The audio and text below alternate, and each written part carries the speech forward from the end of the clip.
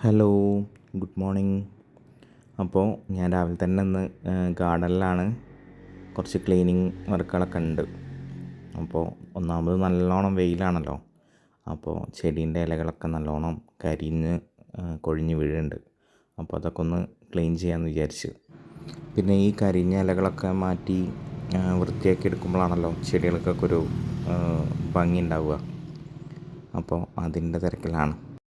ഇന്നേ ഞാൻ നമ്മളെ വീട്ടിലുണ്ടായിട്ടുള്ള ബോഗൺവില്ലാസിനെ കുറച്ച് കാട്ടിത്തരാം. കുറേ എണ്ണം നല്ലോണം പൂത്ത് വരുന്നുണ്ട്. അപ്പോൾ വീട്ടിലുള്ള ഓരോ കളറാണ്. ഇത് നല്ല വെയിലുള്ള ഭാഗത്താണ് വെച്ചിട്ടുള്ളത്.